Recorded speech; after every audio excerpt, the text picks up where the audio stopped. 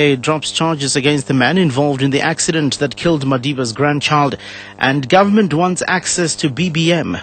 Good afternoon. The National Prosecuting Authority has explained why it has dropped the murder charge against Sizwe Mankazana, who was the driver of the car in which former President Nelson Mandela's great-granddaughter was killed during an accident. Mankazana now faces a charge of culpable homicide.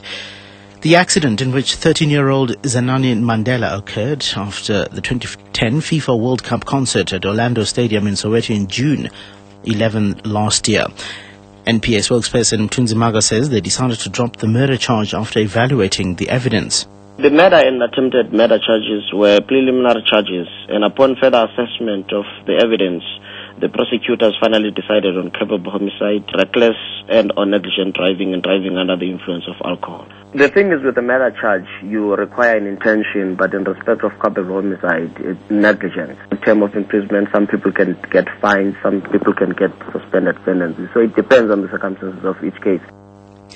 Meanwhile, the trial date for Mankazana has been set for October the 24th in the Johannesburg Magistrates Court. Clashes between police and the residents of the Tembelihle informal settlement in Lenasia, south of Johannesburg, are continuing. The residents are waiting for Gauteng local government and housing MEC Humphrey Memezi to address them. 20 people are alleged to have been wounded during protests that started yesterday morning and continued overnight. Several cars were damaged and an 11-year-old boy was seriously wounded. The residents threw stones at police, who then fired rubber bullets. SABC journalist Griselda Lewis is there.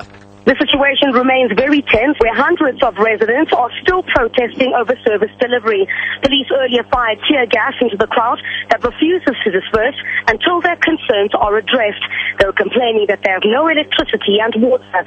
Earlier this morning, the Johannesburg Roads Agency sent cleaners to clear up the K43 that has been blocked with rocks and burnt tires since yesterday.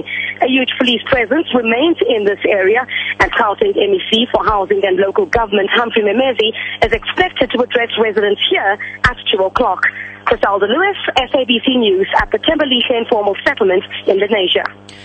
Government says it wants new regulation giving the police access to BlackBerry's encrypted messenger service due to an increase in cybercrime.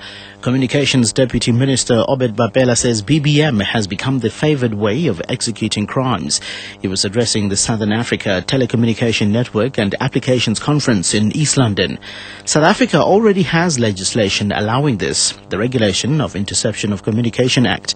The recent riots in the United Kingdom were reportedly organized through BBM. Babela explains. We would really want to assure South Africans that their right to privacy will always be guaranteed, because so many of South Africans are law-abiding. However, unfortunately, there's a section of society that is now manipulating our technology use and expansion of communication and access to information for their own selfish ends.